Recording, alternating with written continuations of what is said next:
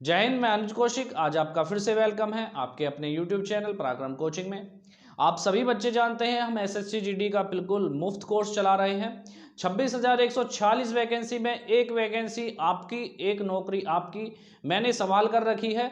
तो ज़बरदस्त तरीके से तैयारी कीजिए और अपनी वैकेंसी ले जाइए। और हाँ, एक चीज़ और है कि मैंने आपकी सुविधा के लिए प्लेलिस्ट बना दी है एसएससी जीडी के पूरे कोर्स की, जिसमें आपको जीएस, हिंदी और आपका मैथ का बिल्कुल एकदम सेपरेट सिलेबस आपको मिल जाएगा। तो आगामी वैकेंसी हो जो 2024 अगस्त में आने वाली है, उनके लिए भी आप बेहतरीन तरीके से तैयारी कर सकते हैं और अपनी एक जीत को सुनिश्चित कर सकते हैं। तो बिल्कुल आज हमारी हिस्ट्री की क्लास में हम पढ़ने वाले हैं आदि ऐतिहासिक काल को। पिछली वीडियो में हमने कंप्लीट कर दिया था प्रागैतिहासिक काल, 3 वर्गों में हमने बांटा है। प्रागैतिहासिक काल, आद्य ऐतिहासिक काल, अगला आएगा ऐतिहासिक काल। प्रागैतिहासिक काल में हमने आग के आविष्कार के बारे में जाना, पहिया देखा, पहिए का जो उसका आविष्कार हुआ, कब हुआ, पाषाण काल, नव पाषाण काल, ऐसी बहुत सारी बातों की हमने वहां पर चर्चा करी। बिल्कुल थोड़ा सा शॉर्ट रहा क्योंकि सब कुछ बच्चे मेरे से बोलने लगे कि सर बोलने लगेंगे कि सर आप बहुत शॉर्ट पढ़ा रहे हो। लेकिन मैं आपको बता दूं कि भाई आप जिस एग्जाम की तैयारी के लिए जा रहे हैं उसके लिए इतना ही सफिशिएंट है। तो आप पे विशाल सिलेबस, विशाल आप पढ़ लें, यानी कि बहुत सारा पढ़ लें और एग्जाम के टाइम पे आप रिकॉल ना करवाएं, तो इस पढ़ाई का क्या फायदा जब आपका कोई जो है उसका मकसद ही नहीं है, कुछ आप पढ़ ही नहीं सकते, यानी कि कुछ आपका उसमें से आएगा ही नहीं जो आपने पढ़ रखा है। तो आप इतना पढ़िए कि जो आपके एग्जाम में आ रहा है, एग्जाम पॉइंट ऑफ व्यू से आप पढ़िए, और उतना ही मैं पढ़ा रहा हूं कि जो आपके एग्जाम में बिल्कुल फंसे। तो ये वो क्वेश्चन है, चाहे वो पीछे आए हुए हैं या फिर आने की संभावना है, वो सारे क्वेश्चन आपको यहाँ पर दिए जाएंगे। हम समझाते हुए चलते हैं। आद्य ऐतिहासिक काल, ऐतिहासिक काल में भी हम पढ़ने वाले हैं इंडस वैली सिविलाइजेशन को, सिंधु घाटी की सभ्यता को।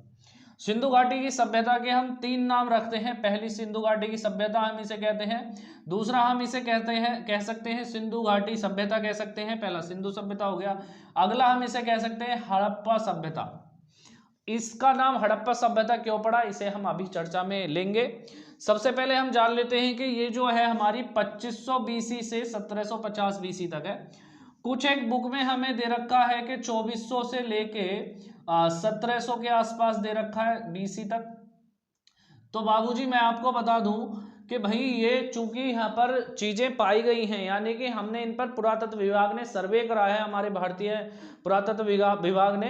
तो सर्वे किया है, तो मतभेद बने हैं, जो विद्वानों के मतभेद बने हैं, तो उन्होंने एक पद्धति ली है रेडियो कार्बन C14 पद्धति। इस पद्धति के द्वारा पुरातत्व विभाग वाले पता लगाते हैं कि कोई सी सभ्यता कौन सी सभ्यता कितनी पुरानी है।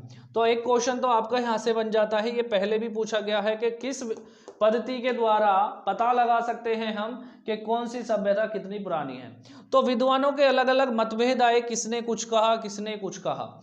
तो आपको जो डेट मिलेगी या तो ये मिलेगी ऑप्शन में या फिर ये मिलेगी, जो भी मिले आप लगा के आ जाना। इतनी सी बात मैंने आपको बताई। अब इसके बारे में थोड़ी सी और चर्चा कर लेते हैं कि भाई सिंधु घाटी की सभ्यता आखिर है क्या। पहले तो मैं आपको बता दूं कि सभ्यता आखिर होती क्या है। तो ये मैंने आपको एक गोला बनाया जिसमें मैंने आपको बताया कि ये कोई शहर बसा हुआ है। अब इन लोगों का रहन सहन खान पीन सबका एक ही है। तो जब सबका रहन सहन खान पीन एक ही है तो हम इसको सभ्यता का नाम दे देंगे, यानी कि इनकी सभ्यता एक ही है, यानी कि एक तरीके के कार्य करते हैं, ये एक ही तरीके का मनोरंजन करते हैं, इनकी धार्मिक जो भावनाएं हैं वो सारी एक ही तरीके की हैं। तो इसे हमने क्या कह दिया, सभ्यता कह दिया, या फिर हमने क्या कह दिया, इसे संस्कृति कह दिया।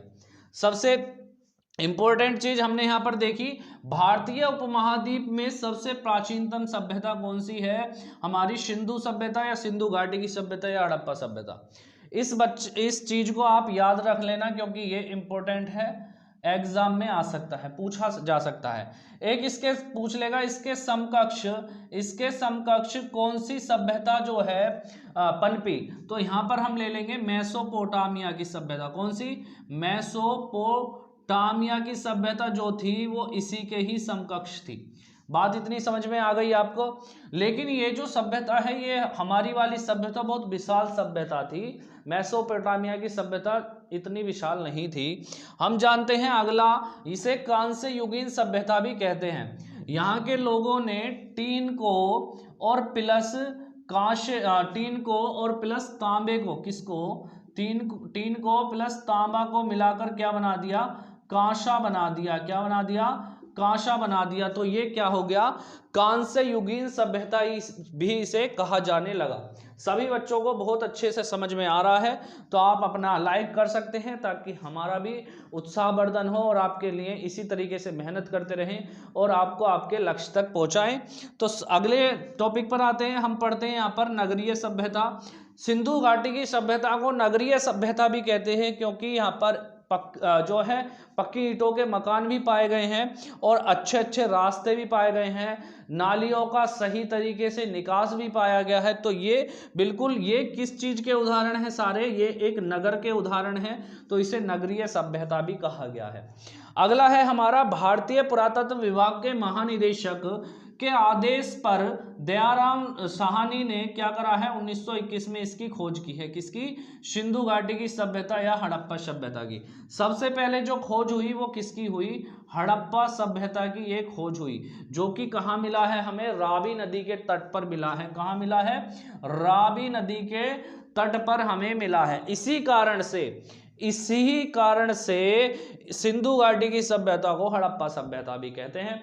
तो आप सभी को बहुत ये चीजें अच्छी तरीके से क्लियर हुई होंगी कि सिंधु घाटी की सभ्यता को हड़प्पा सभ्यता क्यों कहा जाता है, क्योंकि यहाँ पर सबसे पहला जो चीज मिली है वो हड़प्पा स्थल मिला है, जो कि रावी नदी के तट पर मिला है। ये अभी कहाँ पर है, ये सभी बच्चे मुझे बता देंगे। इसकी जो स्थिति जो होने वाली है वो पाकिस्तान में होने वाली है। कहाँ पर, पाकिस्तान में। इसका जो है यहाँ पर स्थिति नहीं है, सभी बच्चे बता देंगे कि इसकी स्थिति नहीं है। ये कहाँ पर है, पाकिस्तान के पंजाब में है, यानी कि पंजाब का कुछ हिस्सा पाकिस्तान चला गया है, तो उसमें हड़प्पा जो है रावी नदी के तट पर स्थित था, पुराना स्थल था। मुख्यतः निवासी जो थे इसके द्रविड़ होते थे और भूमध्य सागरीय लोग होते थे। इसको ऐसे ही याद रखना है। और मुख्य विशेषता अब हम यहाँ पर जान लेते हैं।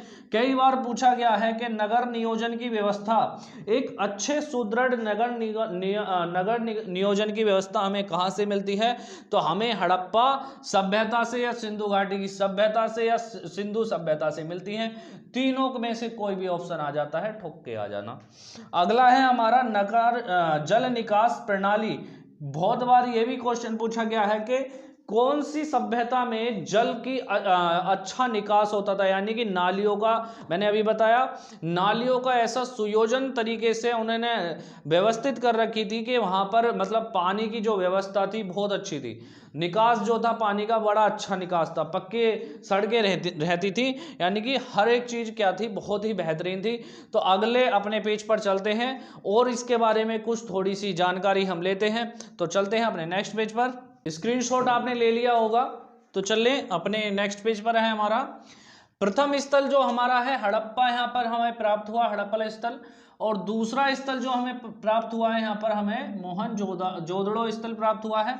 रावी नदी के तट पर ये हुआ है हड़प्पा स्थल, जिसका जो उत्खनन करता कौन है, दयाराम साहनी उत्खनन करता है। और 1921 ईस्वी में इसका क्या हुआ, उत्खनन हुआ, जो आपको पीछे भी बताया है जॉन मार्शल के निर्देशानुसार। द्वितीय हमारा स्थल जो मोहनजोदाड़ो है, सिंधु नदी के तट पर इसका हमने जो है स्थल देखा है। देखिए सारी सभ्यता जो है या सारे जो स्थल हैं वो किसी ना किसी नदी के किनारे बसे हुए होंगे, क्योंकि पानी का भी उनको स्रोत चाहिए, या कृषि के लिए सिंचाई की व्यवस्था के लिए पानी जरूरत की चीज है। तो कोई ना कोई सी वहां पर नदी की स्थिति जरूर रही होगी।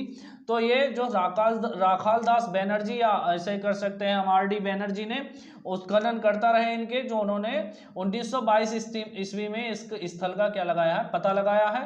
मोहनजोदड़ो के लिए बहुत ही फेमस चीज है मृतकों का टीला। इसे क्या कहते हैं, मृतकों का टीला भी कहा जाता है। सभी बच्चों को पता होगी लगभग मृतकों का टीला भी कहा जाता है, ये सभी बच्चे इसको जानते होंगे। क्या है ये, मृतकों का टीला भी इसको क्या कहा जाता है, मोहनजोदाड़ो को। हमारी जो अगली चीज है, सिंधु घाटी की सभ्यता त्रिभुजाकार थी। त्रिभुजाकार कैसे थी, ये हो गया हमारा भारत, चूंकि पहले हमारा भारत बटा हुआ तो नहीं था, तो ये भारत है हमारा। अब ये जो है जहां जहां तक फैली थी सिंधु घाटी की सभ्यता, उस चीज को मैं आपको बता रहा हूं। तो ये जो फैली थी, एक तो इसका पॉइंट ये है, एक पॉइंट यहां पर लेते हैं इसका, और एक पॉइंट यहां लेते हैं, और एक पॉइंट यहां लेते हैं। विद्वानों ने इसके 3 पॉइंट के अनुसार क्या है, इसका विस्तार देखा है। तो ये जो आ जाती है, ये किसमें, इधर हमारा क्या आ जाता है, पश्चिम में। किसमें आ जाती है, पश्चिम में जो है ये पाकिस्तान के बलूचिस्तान में एक जगह है सुतकांगेंडोर, जो कि दासक नदी के किनारे तक ये फैला हुआ था पश्चिम में। अगर हम बात कर लेते हैं उत्तर में, तो मांडा या मांडा जम्मू कश्मीर जो है हमारा एक प्रदेश है, उसमें चेनाब नदी के किनारे ये उत्तर में जो है फैली हुई थी। अगर हम पूरब की बात कर लें, तो पूरब में ये यूपी के आलमगीरपुर, और जो कि कहाँ पे पड़ता है, मेरठ में पड़ता है, हिंडन नदी के किनारे ये जो है वहाँ तक फैला हुआ था, यहाँ तक लोग रहते थे। और हम अगर बात कर लेते हैं दक्षिण की, तो दक्षिण में ये महाराष्ट्र के दाइमाबाद, या इसे देमाबाद भी कुछ बुक में लिख रखा है, जो कि गोदावरी नदी तक क्या है, ये फैला हुआ था, या गोदावरी नदी के किनारे तक ये सिंधु घाटी की सभ्यता स्थित थी। इसको आप मोस्ट इंपोर्टेंट लगा सकते हैं, ये पीछे भी पूछा जा चुका है। हड़प्पा सभ्यता से बहुत बार बार क्वेश्चन पूछे जाते हैं। तो आज की वीडियो में हमने इतना ही पढ़ा है। आगे हम उन सभी स्थलों के बारे में बात करेंगे जो हमें उत्खनन कार्य में मिले। तो उन सभी स्थल जो है, जैसे चहुंदड़ो है, या राखीगढ़ी है, या सुतकांगेंडोर है, हड़प्पा सभ्यता है, ये कौन सी नदी के किनारे मिले हैं, कौन इनके उत्खनन करता है, ये कौन से सन में आए हैं, इन सब चीज़ों के बारे में जानकारी हम अगली वीडियो में आपको देंगे, जो कि कल आपको मिलेगी। तो सभी बच्चे बिल्कुल इंतजार करिए हमारा अगली वीडियो का, जो कि हम उसको ट्रिक के साथ लेकर आएंगे, क्योंकि ये जो नाम होते हैं, ये नाम याद करने बड़े मुश्किल हो जाते हैं। लेकिन मैं आपको एक छोटी सी ट्रिक बताऊंगा, जिसमें आप इन स्थलों के नाम के साथ साथ ये कौन सी नदी के किनारे स्थित है, उन सभी चीज़ों को आप याद कर पाएंगे बड़े ही जोरदार तरीके से। तो सभी बच्चे जो अपने फ्रेंड्स में जिन्होंने अभी तक शेयर नहीं करा है हमारे चैनल को, तो वो बच्चे फ्रेंड्स में शेयर कर सकते हैं कि एक यूपी जो एसएससी जीडी का जो कोर्स है बिल्कुल फ्री चला रखा है पराक्रम कोचिंग ने, बिल्कुल आपके लिए चला रखा है, आपकी सहायता के लिए चला रखा है। तो सभी बच्चों का ये एक कर्तव्य है जो है कि हमारे चैनल को आप बड़ा बनाएं, ताकि हम आपके लिए और अच्छा कंटेंट लेकर आ सकें, या फिर आगामी और जो से भर्ती हैं, बड़ी बड़ी भर्ती हैं, पीसीएस के लिए, आरओ एआरओ के लिए, यूपी पुलिस के लिए, यूपी दरोगा के लिए, और भी आपके लिए कोर्स हम लॉन्च करें। तो सभी बच्चों को जय हिंद। इस वीडियो में सभी को बहुत बहुत धन्यवाद, शुभकामनाएं आपके आने वाले वैकेंसी में आपका एक पद सुनिश्चित करने के लिए। जय हिंद।